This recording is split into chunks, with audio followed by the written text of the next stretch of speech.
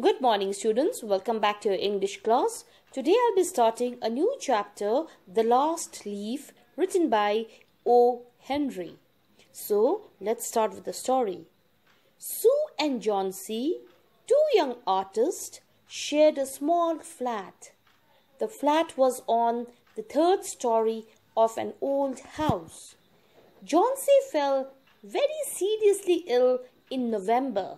She had pneumonia. She would lie in her bed without moving, just gazing out of the window. Sue, her friend, became very worried. She sent for the doctor. Although he came every day, there was no change in John C.'s condition.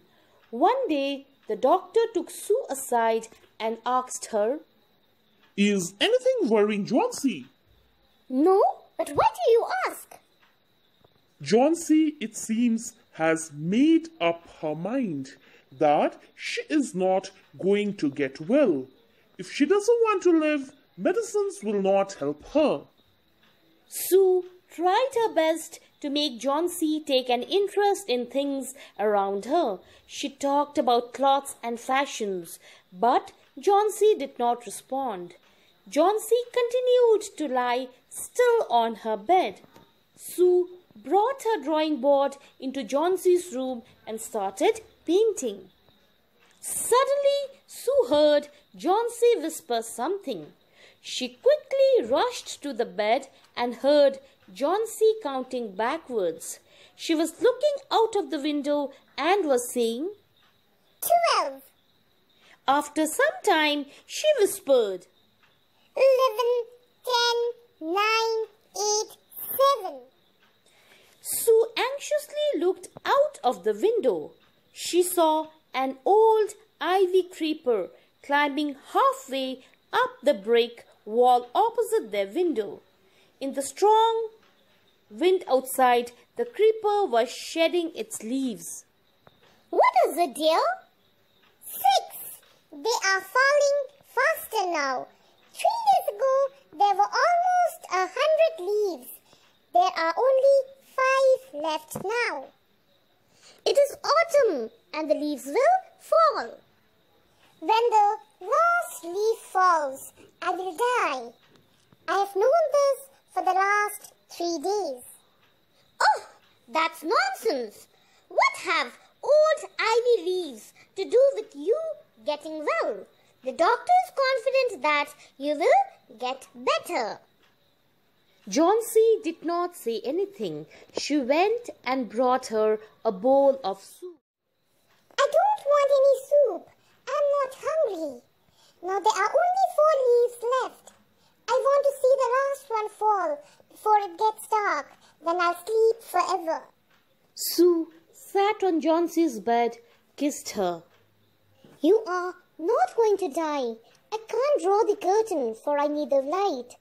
I want to finish the painting and get some money for us. Please, my dear friend, promise me not to look out of the window while I paint. All right, finish your painting soon, for I want to see the last leaf fall. I'm tired of waiting. I have to die. So let me go away peacefully like one of those poor tired leaves. Try to sleep. I have to paint an old miner. I will call Berman up to be my model. Sue rushed down. Berman lived on the ground floor. He was a 60-year-old painter. His lifelong dream was to paint a masterpiece, but that had remained a dream. Sue poured out her worries to Berman. She told him how John C. was convinced that she would die when the last leaf fell. Is she stupid? How can she be so foolish? She is running a high temperature. She refuses to eat or drink, and that worries me a lot. I'll come with you and see John C. They tiptoed into the room. John C. was sleeping. Sue drew the curtains together and they went to the next room. She peeped out through the window. There was only one leaf on the creeper. It was raining heavily and an icy cold wind was blowing. It seemed as though the leaf would fall any minute now. Berman did not say a word. He went back to his room. Johnsy woke up the next morning. In a feeble voice, she asked Sue to draw the curtain. Sue was nervous. Sue drew back the curtains very reluctantly. Oh, look, there's still one leaf. On the creeper. It looks quite green and healthy. In spite of the storm and the fierce wind, it did fall. I heard the winds last night. I thought it would have fallen. It will surely fall today. Then I'll die. You won't die. You have to live for your friends. What would happen to me if you die? Johnsy smiled weakly and closed her eyes. After a few hours or so, she would look out of the window and find the last leaf still there. It seemed to be clinging to the creeper. In the morning, there was another storm, but the leaf did not fall. Johnsy lay for a long time looking at the leaf. Then she called out to Sue. I have been a bad girl. You have looked after me so lovingly, and I have not cooperated with you. I've been depressed and gloomy. The last leaf has shown me how wicked I have been. I've realized that it is a sin to want to die. Sue hugged Johnsy. In the afternoon, the doctor came. After examining his patient, Johnsy now has the will to live.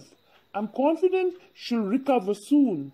Now I must go downstairs and see Berman. He's also suffering from pneumonia, but I'm afraid there is no hope for him. The next morning, Sue came and sat next to Johnsy's bed. Taking Johnsy's hand in hers, I have something to tell you. Mr. Berman died of pneumonia this morning. He was ill for only 2 days. The first day, the janitor found him on his bed. His clothes and shoes were wet and he was shivering. He had been out in that stormy night. Then they found a ladder and a lantern still lighted lying near his bed. There were also some brushes and green and yellow paints on the floor near the ladder. Johnsy dear, look out of the window. Look at that ivy leaf. Haven't you wondered why it doesn't flutter when the wind blows? That's Berman's masterpiece. He painted it the night the last leaf fell.